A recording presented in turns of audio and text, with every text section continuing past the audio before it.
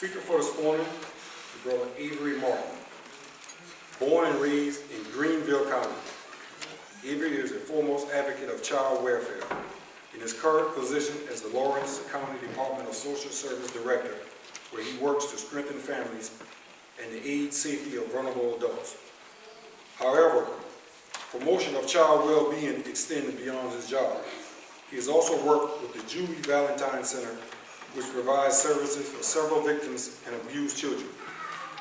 Moreover, he has worked with the Children's Defense Fund, whose mission is to ensure every child a healthy start, a head start, a fair start, a safe start, and a moral start in life, as well as a successful passage into childhood.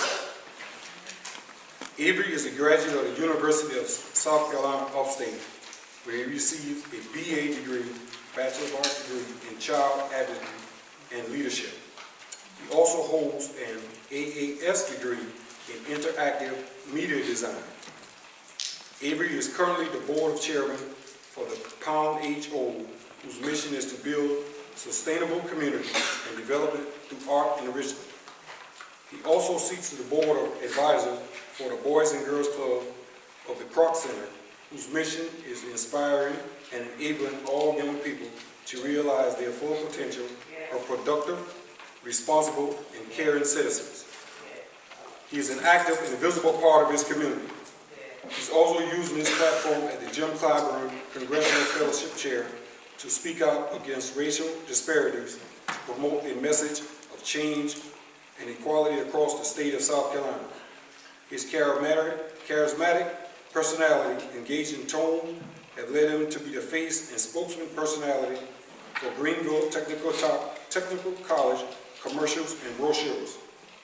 Avery has also moderated a discussion on redefining our perspective on education and addressing audiences' black male image at Furman University, sponsored by the NAACP and Kappa Alpha Psi Fraternity Incorporated. One of his favorite scriptures is Jeremiah 29th chapter, 11th verse. For I know the plans I have for you, declares the Lord. Plans to prosper you and not harm you. Plans to give you hope and a future. Avery strives to make his life mirror his motto, which is, if you want to see change, you must become the change you want to see. All right. Amen. Amen. Amen.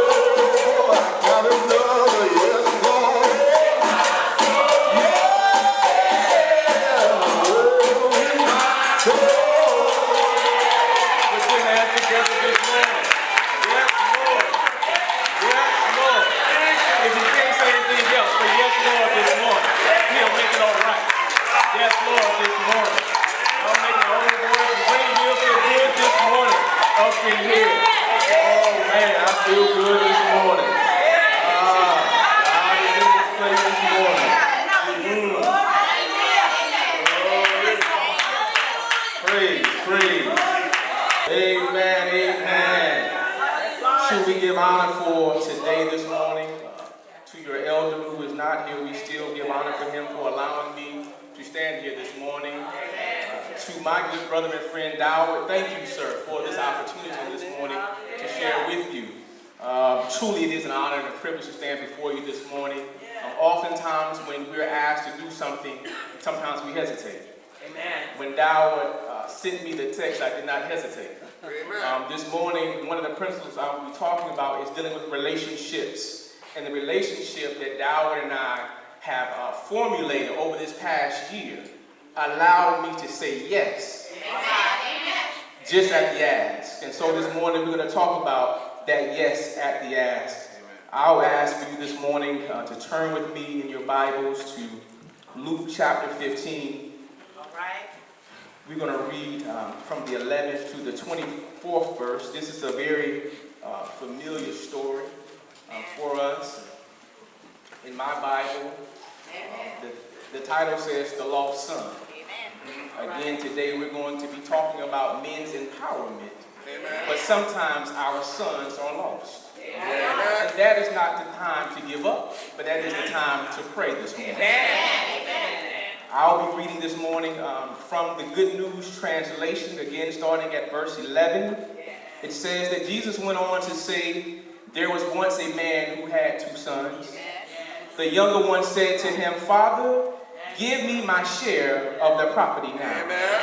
So the man divided his property between his 2 sons. After a few days, the younger son sold his part of the property and left home with the money.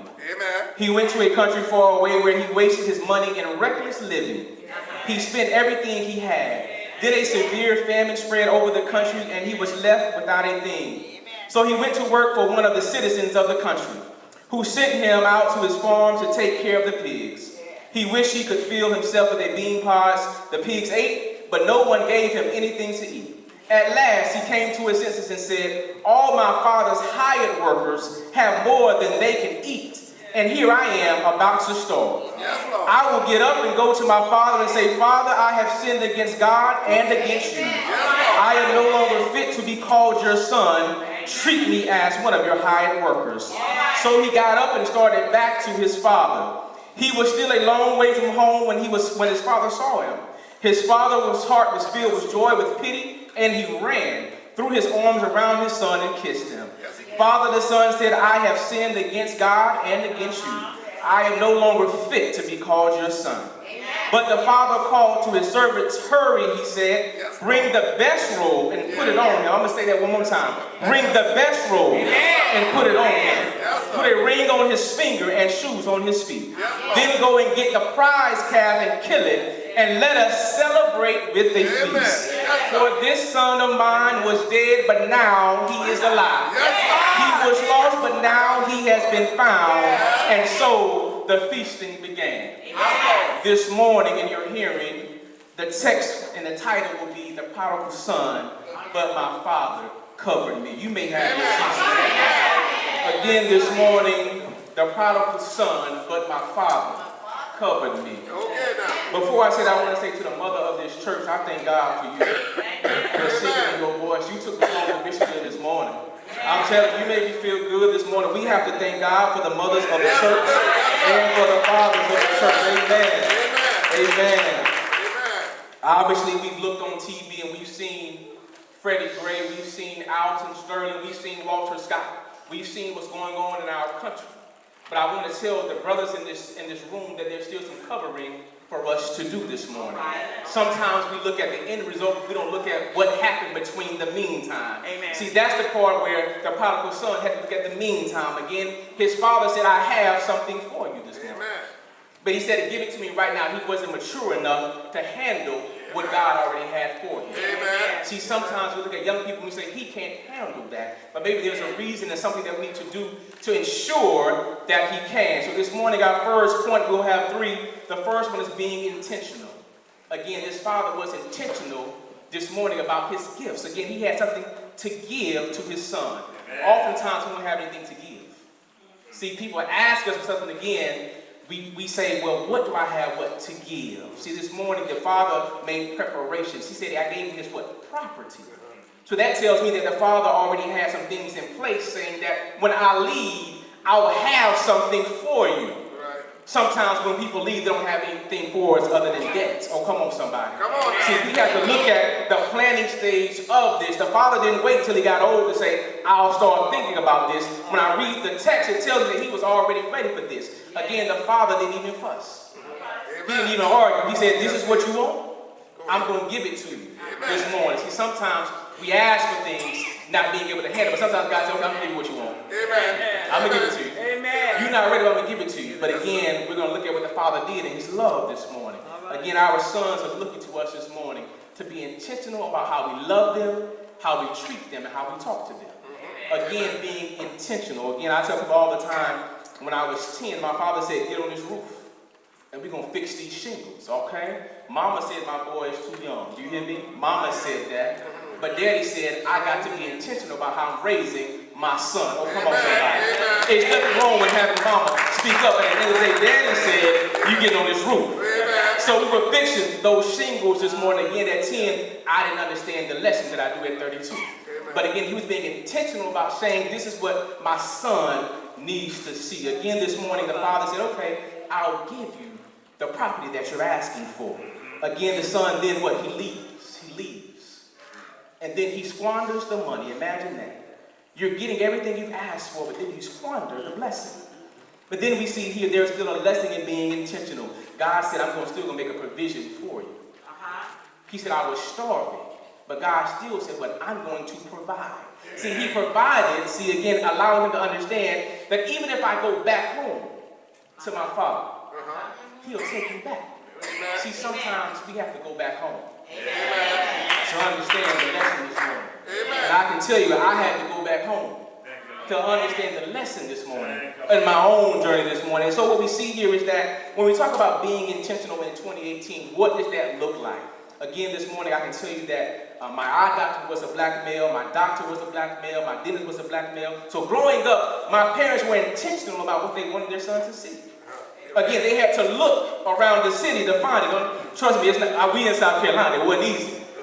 But they made intentional efforts to make sure I saw other men that looked like me in different professions. See, sometimes we say, that's not me. Listen, my daddy works for an old plant. But he still didn't say, that's not me. He said, what do I want my son to see? Understand that. So sometimes, y'all, we have to go to another brother for our sons to see something different. And that's all right. So I saw that. And again, growing up, I went to Morehouse, went to Howard, all these universities, right? So they wanted me to see what I could be. See, sometimes we're not showing our sons what they can be. See, sometimes we just talk barbershop talk, but we're not walking barbershop life. Trust me, fella, come on now. We know what we're talking about in barbershop. But see, sometimes we have to apply those same conversations to real life to make it applicable. Again, I had beautiful dreads. I grew them 10 years. My family kept saying, cut them, cut them, cut them, cut them. But see, I wasn't ready yet. I wasn't listening to the message this morning. But when I got ready, then my intent changed. When I said I want to go to the next level, then it changed. Sometimes we want to harp on. I had talked about that. I said, didn't y'all wear bell bottoms? Didn't y'all have platform shoes? Yes. Didn't y'all have afros? Oh, come on, somebody. See, sometimes we forget. See, it was a different generation. Same thing. See, they were talking about the pants, but I was saying, weren't your pants the same? Oh, come on, somebody. It was just different. But again, what are our intentions this morning? And so we see here a son who is going through trying to understand what his father is giving him. And so at this point, we also want to see what are we showing in our intentions and relationship, okay? So again, I work in a field where I see relationships that are troubled every day. Amen. And again, I ask myself, what was the intent behind the relationship? And see, sometimes what I found out is that people didn't have an intent. They wanted to have relations, but they want to be on the ship. Oh, come on, somebody. So then our young people begin to see this morning what adversity looks like in a relationship that was never supposed to have been a bond this morning. And so we see in this morning, in the context of this scripture and passage, the son was looking for a relationship. But I'm assuming that relationship he was looking for was not that what God had for him. Because again, he went and squandered the money this morning. See, sometimes when we give something, we say, this is what you should do with it. But again, the father didn't tell him what to do with his money. He said, go ahead. That's your money. Do what you want to do with it. See, sometimes the hard lesson is, even I had to learn it myself, go ahead. Go ahead. Learn the lesson. My mama and them kept saying, keep on living. I didn't get it then. She just said, keep on living. She was still praying. My dad was still praying. They said, go ahead, keep on living. So in this context, daddy was telling him, go ahead, son, keep on living. But he already knew, I think in his spirit, that he was coming back. Now, he might have known which way he was coming back, but he knew he was coming back this morning, church. So what I'm saying is, sometimes when our sons leave, it's not to beat them up. It's not to say you're not going to be this. It's to say I'm going to keep praying while you're growing through this experience. So when you come back, you will be prepared. The one who was standing before you wasn't the same one 4 years ago. Again, preparation and growth is in the struggle this morning. Again, intent on what we're seeing this morning. Being intentional is about imagery. Again, I taught elementary school for 2.5 years. So when people said he was misbehaving, he could not sit down, I already knew what you were saying. You couldn't teach him. See, we have to listen to what's being told to us. See, I can tell you, when in the 5th grade, my mom went out with breast cancer, I still had to learn at home. The teacher couldn't teach me. Some people say, well, why couldn't they teach you? Because he couldn't identify. So the woman who was going through stage 4 cancer, going through chemo, lost her hair, still had to teach her baby. Amen. So understand what I'm telling you. Sometimes when we send them to school, the lesson still is at home.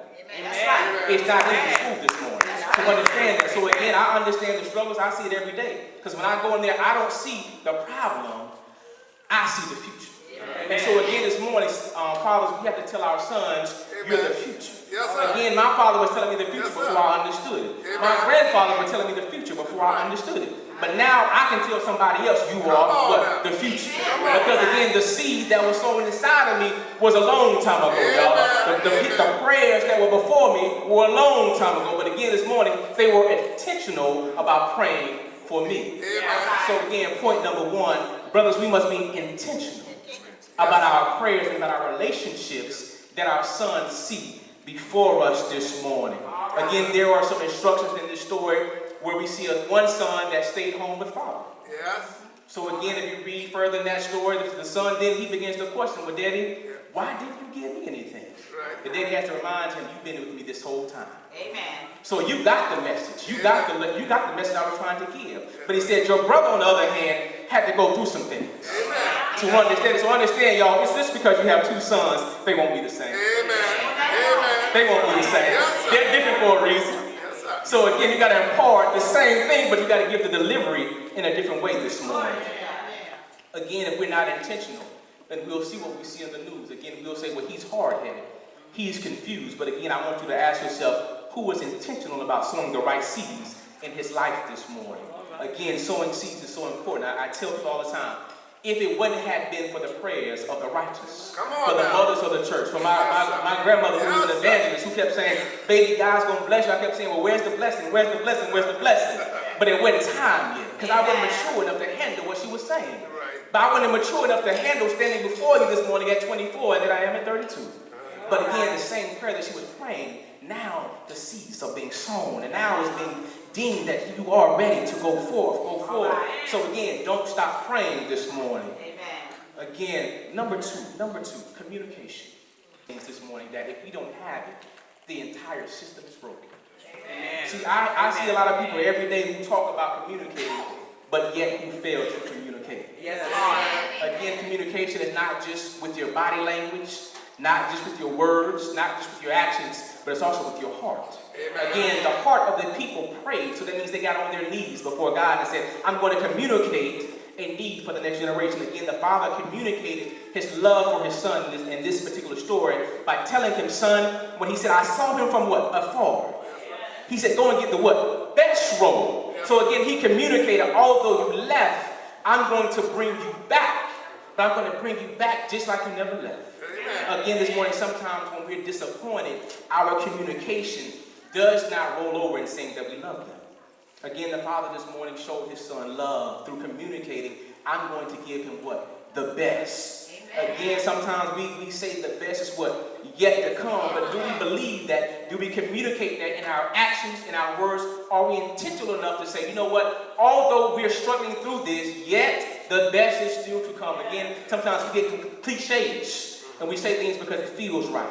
But again, the best will still yet to come in this story in his life. And Father showed him that by just welcoming him back with open arms. What am I saying this morning? Sometimes we have to communicate through disappointment. I still love you. Amen. I still love you. Amen. Again, brothers, I know sometimes my father will always tell me, sometimes I don't say I love you enough. But see, my father was a Marine. His daddy was in World War II. So again, love did not come from giving hugs and kisses. Love came from, did you have food on the table last night? Amen. Love came from, were the lights on last night? Love came from, did you go to that school field trip that you wanted to go to last night? So again, the love that I'm talking about in this context, in this particular passage, may not be the love that you're able to display, but again, your sons can look at it and see whether or not daddy loves him. Amen. Again, love again comes through our mouths and our words. When you're disappointed, how do you speak to your son? Amen. When you're disappointed, how do you speak to your wife, to your girlfriend? What do they see? Again, communicating how we expect them to respond. Again, oftentimes in my line of work, when I look at the children who have been hurt and abused, I say, man, what type of love did they see? See, we always talk about that to the women. We say you're looking for love in the wrong places. But fellas, this morning, I'm going to ask you, where are you giving that love today? Amen. See, we're going to switch the flip right quick. I know y'all say, man, he going to step on some toes. It's all right if I don't bring it back. I'm going to give it while I'm up here. Amen. Fellas, the question is, how are you exhibiting that love this morning? Again, when I talk about looking at my parents this morning, again, mother being through breast cancer twice, I watched my father love. Again, he didn't have to tell me that he loved my mother. I saw him there. In 5th grade, and then again when I was 22, he was there every day. Amen. In that hospital. He was on that cot every day in that hospital. Again, I'm watching love. Again, we can talk about the love languages, but if you've never seen it, then how can you then act it out? So again, fellas, this morning, what type of love are we showing our sons? How are we showing them how to talk and to walk to the people around them? Again, it's so crucial because if I didn't know how to talk to my mother, then my father was there. He was there to check me and say, son, that's not going to work. Okay. That's not going to work. Fall back. Let's try that again. So again, love and communicating how we do that. So we see this morning through this particular story, the father's communicating, son, I love you regardless of what you've done. Again, this morning I want to tell somebody, love him through the circumstance. Amen. Love him through the circumstance. Again, when we go through storms, we need somebody to be there for us. Again, the father was there for his son coming back, but he's already been through the storm. Imagine being beat up after you've already been through something that didn't feel good. So remember that when next time someone goes through something, and you said, I've had enough. Enough is enough. Unless the Lord has told you that himself, then enough is not enough. That means you still got some more prayer to do. Again, this morning, prayer changes things. So again, we're talking about our sons watching us in relationship. One thing I can tell you is that I don't yell, I don't cuss, I don't fuss because I didn't see my mom and daddy do it. Oh, come on, somebody. Come on. I didn't see it. So I was a product of that environment. So again, what are we showing? See, we can say love, but if our actions and words show different, then that makes me confused. Okay, how can you love me? But you yell. Hold on. How can you love me but you fussed in this manner? Again, you get your point across. I tell people all the time, my mother is the sweetest thing possible. But when she goes, I know what that means. I can tell you, when I was in 3rd grade, and I'd be sitting on the floor at the little reward show. I had to look back. When she said, I already knew who it was. I already knew who it was. So the same thing, when my father walked in the room and he wanted to whoop me in 5th grade, I didn't have to worry about who it was.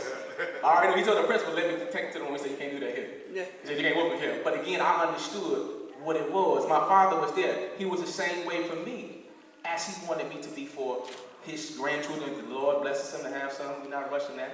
But when he comes, we'll be the same way. But he was there. PTA, basketball games, prayer meetings, Boy Scouts, men's meeting. Again, what did I see? I saw a father being there this morning. So fellas, what I'm saying is, our sons need to see us being there this morning. Again, we're talking about words do not what? Hurt. We're going to talk about envy, boast, all these things that we seem to talk about as adults. Our sons need to hear the same conversation growing up. How to treat people, how to be respectful. Again, my father used to work 2nd shift. So again, my mom went to the hair salon. She didn't get home till 8 o'clock. My father had me trained, son, you do not go to bed until your mother's in this house. So when the garage went up, the garage door opened. And she got out the car. You don't hear me this morning. Again, he was training me. That's right. See, sometimes we say they don't open car doors. Well, were you training him to open car doors? Amen. Oh, come on, somebody. Come on. See, sometimes we wait and say, well, it's my birthday, so I'll open the car door. It's Christmas, I'll open the car door. Listen, my parents in their 60s and my daddy still will opening that car door every Sunday. Oh, come on, somebody. Again, he was training. What do you want them to see this morning? Again, we see a father who's training his son to communicate. Again, he said, I want this. He said, okay, I'm going to give you that. But then he says, when I come back, I'm communicating again. I've not only sinned against God, I've what? Sinned against you. Yes. So he's acknowledging and he's communicating, I messed up. Amen. So he's owning it. So fellas, when your son owns it, it's all right. Again, this morning, we're not here to beat anybody up. Amen. It's a lesson called what life. My grandmother used to tell me all the time. She would say, baby, just keep on living. Keep on living. She said, you're going to learn until you die. At this season of life, she was 80 at the time.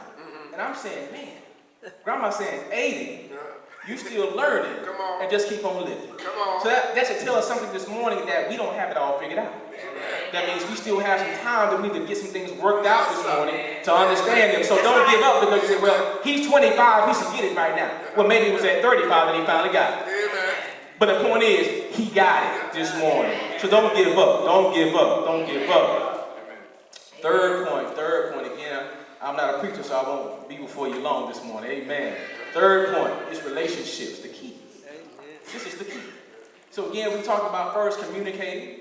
Well, being intentional first. Secondly, communicating. Now is the relationship piece. And see, this is the piece that we always want to harp on and say, oh, relationship, okay? Well, I'm going to ask you something. So if you weren't intentional in the beginning and you did not communicate in the beginning, then how can you get to a relationship? I'm going to say that one more time. If you did not become intentional in the beginning and you didn't communicate your intentions on the secondly, then how can you get to a relationship? Again, remember those of you that were courting, I'm not going to say dating, I'm going to say courting. Because when you were courting, you had some intentional efforts. Come on, somebody. And you communicated that I'm looking to settle down. So again, that was different. So we see in this passage this morning, the son had a relationship with his father. And the relationship said, well, Daddy, I messed up, but I'm still going to come back home. See, it came to him that, you know what? It's kind of bad out here. And I know that my daddy has servants. Come on, somebody. That the servants even have leftovers to eat. So if they have it that good, that I know as a son, he'll at least let me work for him. He at least said, come on, get a job. Think about that, y'all. He said, I don't even want to go back to the house. I just want to be a servant this morning. So the father said, I see you, but I'm going to do you one better. I'm going to give you a role because of the relationship that I have for you. Again, what relationship do you think God has for us this morning? He says, I want to give you my best. So God's not going to give us secondhand stuff. He said, I'm going to give you my best. But again, this morning, there's a what if then statement. And God said, if you give me what I'm asking for, meaning your life, then I'm going to give you eternal life. See, sometimes we want to jump to the end, and God says, see, there's some stuff, there's some prereqs, as we say in college. There's some prereqs you got to get through this morning. See, sometimes we don't look at the prereqs of the relationship. See, we want to jump and say, oh, it's all good now. But see, we hadn't done the work to get to the end. Oh, come on, somebody. I've seen my parents married 37 years. I can tell you, I imagine it wasn't always easy. I've seen my grandparents married over 65 years. I imagine it wasn't always easy. But see, they understood the work, see, the pre-work to get to where they are. Oh, come on, somebody. So again, remember our sons, there's some pre-work. There's some middle ground work to get to the end result. So we see this morning, the son says to the father, I'm ready to come back home. And we see the father say he didn't deny him access. See, sometimes we deny folks access. And we say, you're not worthy of being here. But we serve a God that says you're worthy to be here because I deem this point in time in your life.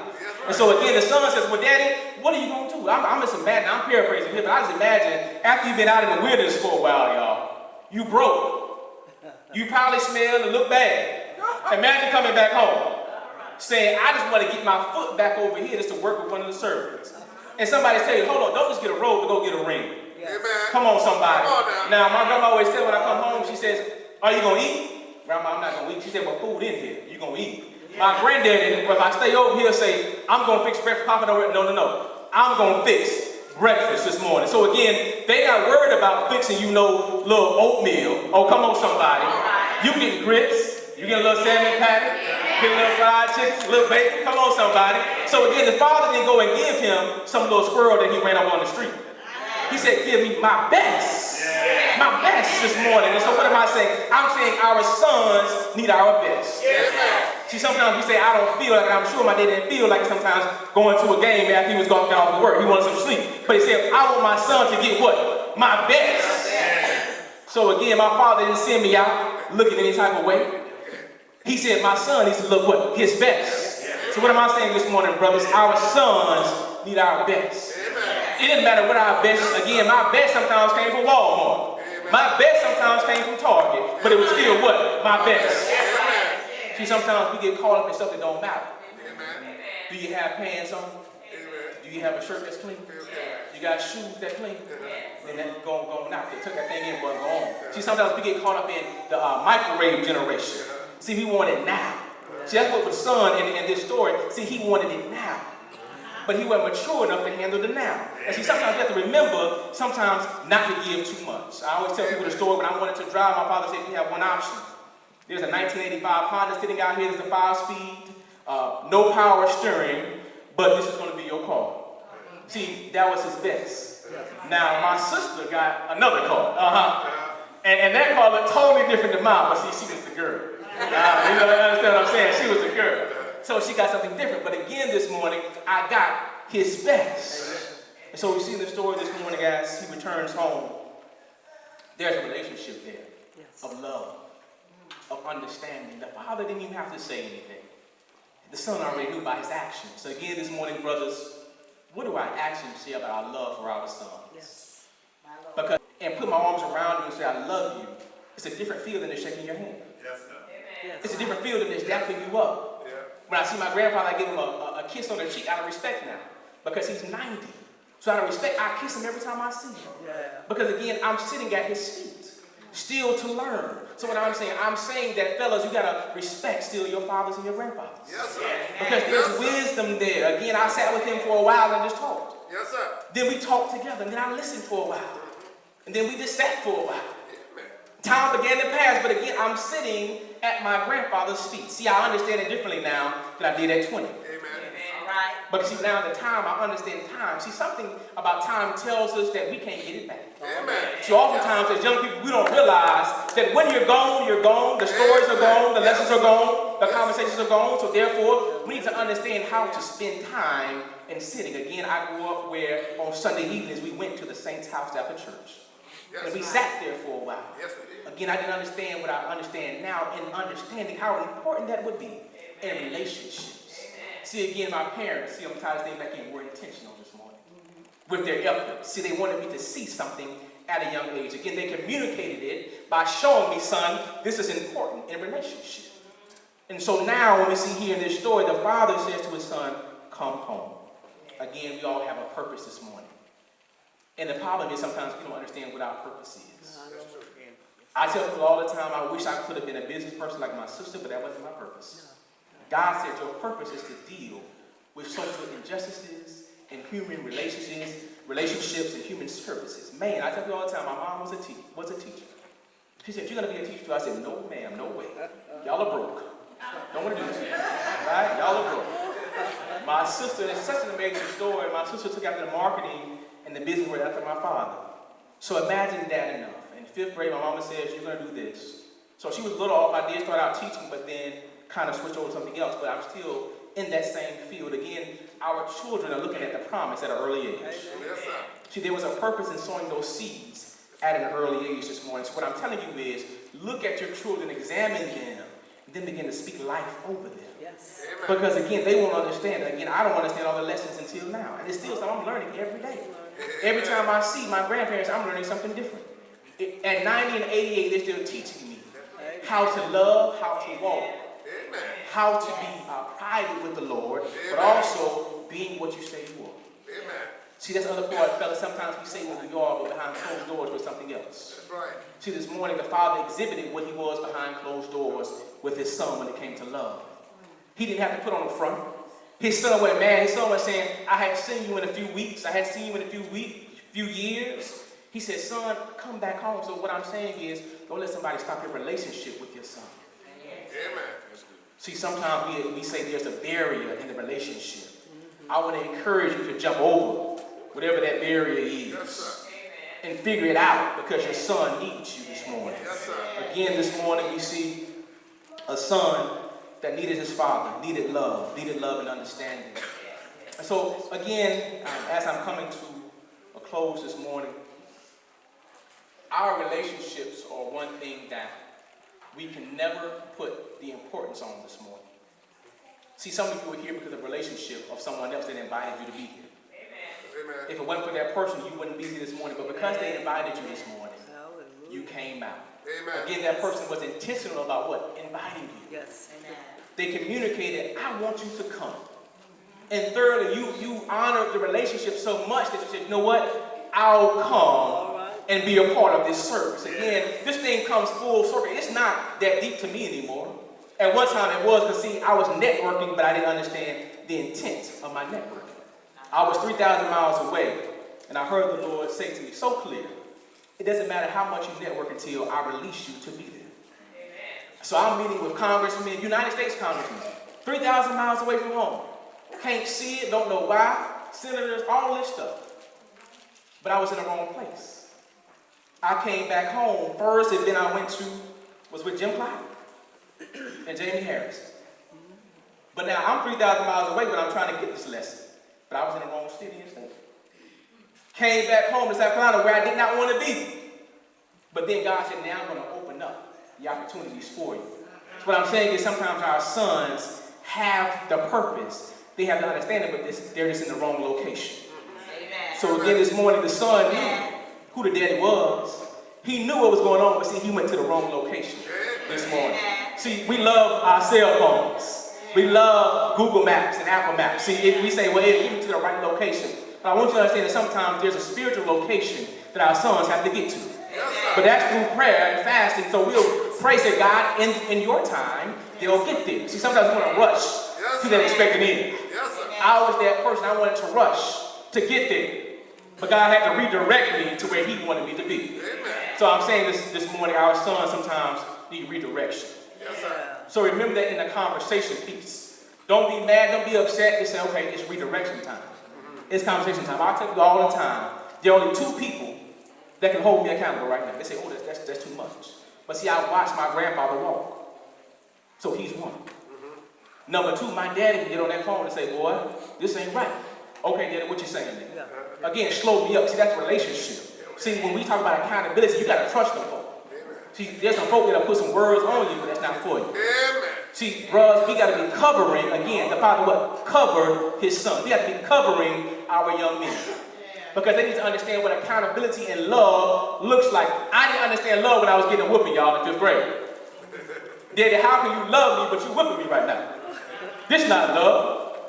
But again, he was teaching me discipline. He was instructing me and being intentional that, son, you're going to get this, because if you don't get it, the world will give it to you. It's going to look totally different. So he was saying the world is not going to take my son. See, sometimes we got to make sure they're hearing that message, but also seeing that message of love. Because he will whoop me and say, son, I love you. Come on, somebody. You just got finished whooping me, but now you're saying, son, I love you. See, love is in correction. See, I didn't understand that thing early on. I kept like, daddy is getting a little rough on me, getting a little tough on me right now. But he was saying, son, I love you enough, but I'm going to extend this to you, because I'm expecting a return one day. Y'all took my daddy out for dinner for his birthday last month. He said, man, God is good. He said, I'm getting ready to retire. My son taking us out to dinner. My daughter coming home. But again, see, there's a return on that investment this morning. See, the father knew that his son was coming back to return on that investment this morning. So what I'm saying to us, if we sow in the right seeds, then at the right time, the investment will come back this morning, y'all. So we have to look at what are we doing? What are we doing? What are we saying? So in closing this morning, again, if we can't do the first two things, we can't get to a relationship. So brothers, if you're not intentional with your efforts and your words and your discernment, then how can you communicate effectively? So then, therefore, there is no relationship this morning. So again, this morning, I ask of us to do the first two things, to then build the third thing that we all want and desire, the relationship. See, now I have a relationship with my Father this morning. See, we had to go through some things. See, my own story was, I ran away from home in 2013. I said, I want to get married. My dad and mama didn't argue, they didn't agree. Now, they didn't give me property, but they gave me a lump sum of money. Oh, come on, somebody. And so with that lump sum of money, I said, okay, I'm going to go ahead and get married. So I went living my life, but then the thing just crashed all of a sudden. 3,000 miles away from home, and I tell everybody this. That was my moment that I had to understand whose I was and where I was going. And it happened so fast, I was like, how did this happen to me? Because you ask yourself that question. Why me? I did this, I did that, but he said, but you didn't listen to me. Because the Lord told me clear 2 years prior. He said, you don't move to that city and stay. But I said, no, I love it. I'm going. He said, okay, you can go ahead and go. But you're going to learn this lesson, you're going to learn it hard. November, I called my mother. I said, I got $5.87 in my bank account. Y'all, that's how clear it was. $5.87. Never forget that. All I had. I'm going to tell you how much money I went through, but it was a lot. It was a lot. In 10 months. My mama said, well, baby, she said, I'm going to get you this plane ticket. You come on home. You come on home. We won't figure everything else out. I came home. My father said we had to have a family meeting. That's how it really was. Family meeting. My sister came up from wherever she was living at the time. And so we had this conversation. Again, the conversation was da-da-da-da. What's going on with you? Where are you at? How do you feel emotionally? Spiritually, where are you at?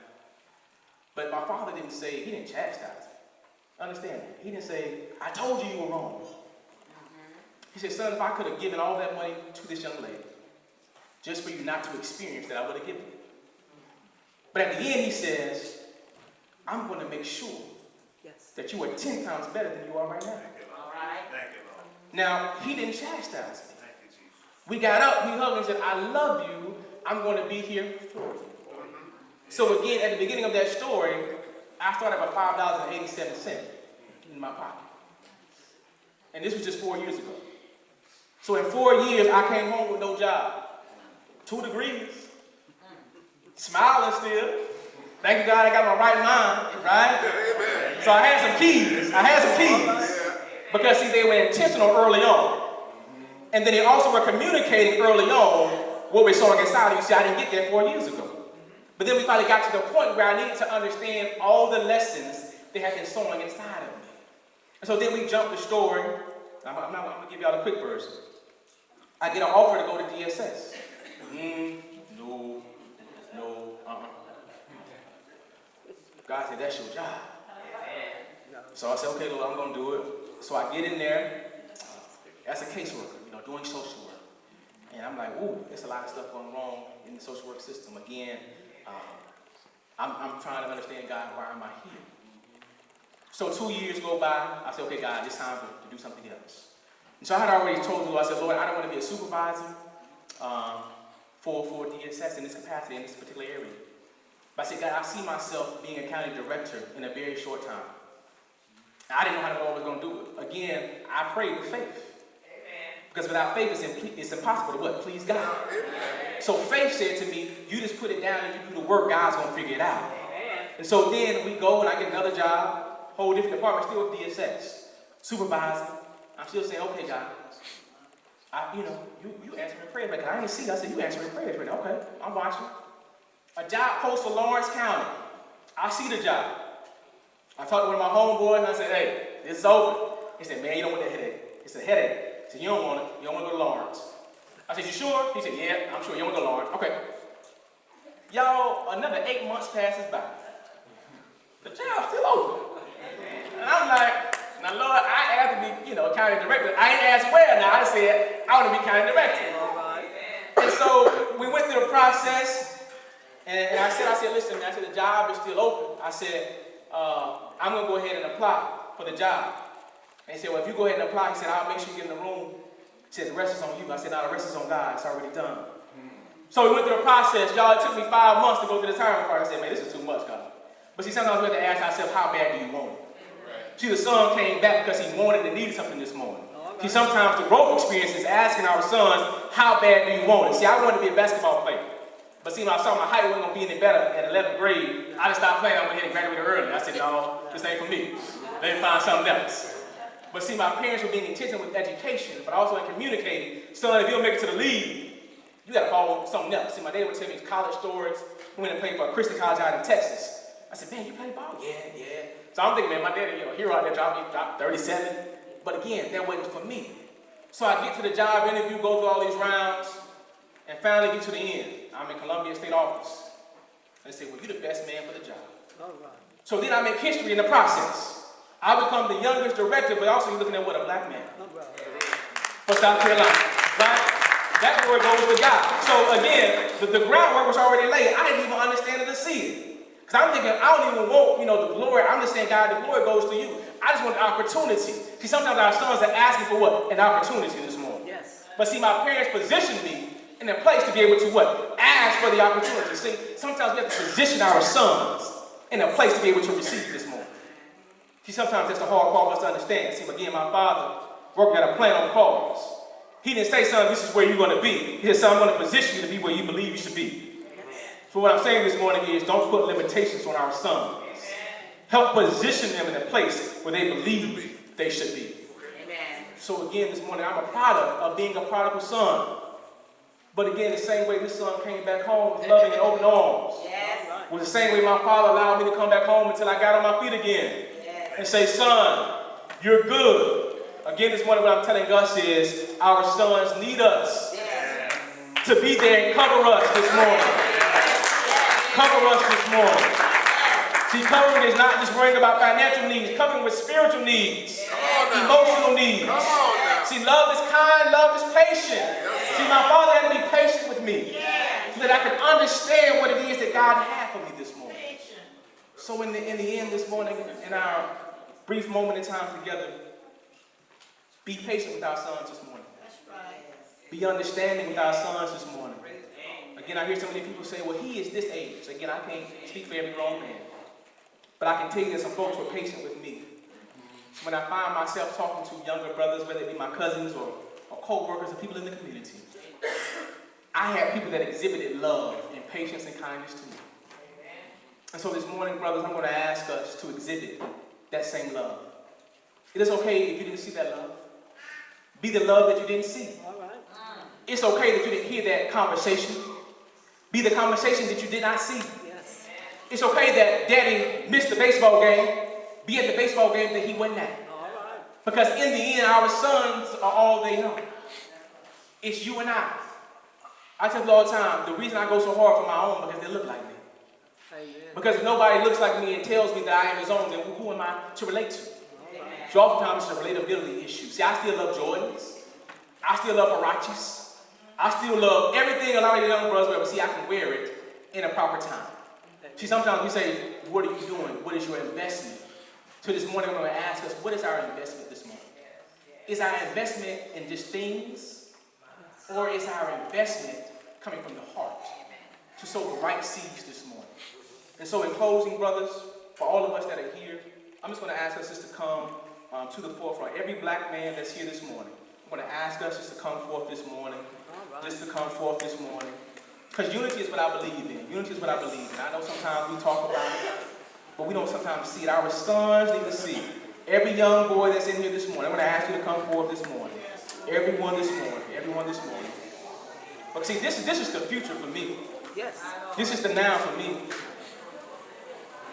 This is what matters. All right. If they don't see us at this very altar in this place and time, how can we expect them to understand this morning? I want all my young brothers that are 15 and younger to be on the front. Be on the front. Every young brother that's young. Again, this morning, we talk about covering this morning. Covering this morning. Covering. Again, the message was entitled The Prodigal Son, but my father covered me. See, when I see black men, this is what I see. But see, the world sees something totally different, unfortunately. Oh, my Lord. The world says I'm afraid. I'm scared. See, I dress like this every day, y'all. But it's still not good enough. And I keep asking myself, why, God, why? But what I understand is that God is saying, you have to be what you want to see.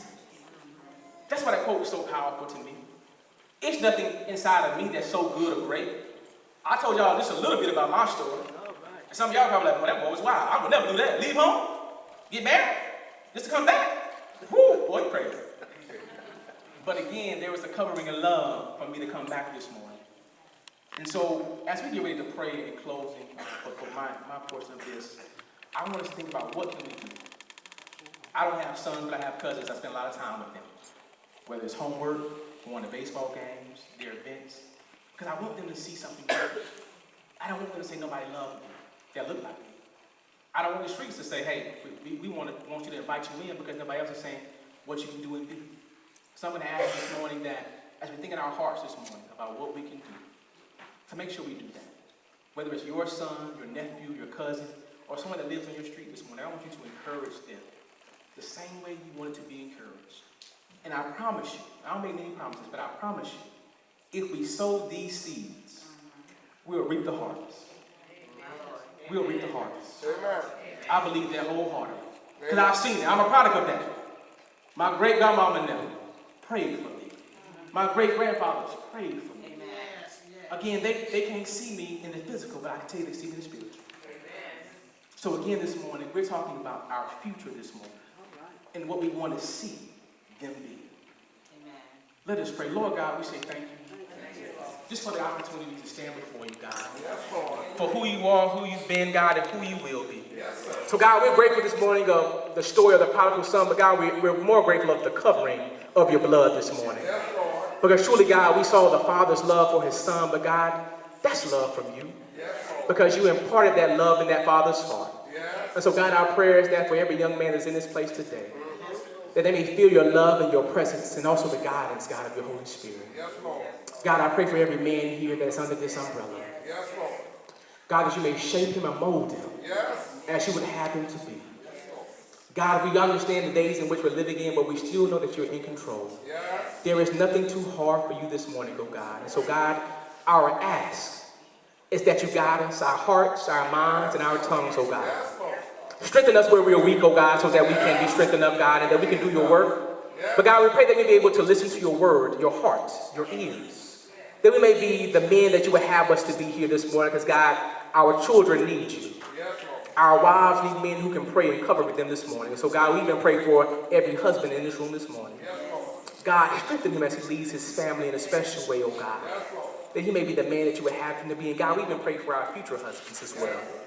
God, that you may bless them, touch them, oh God. God, allow us to hear from you this day, we pray.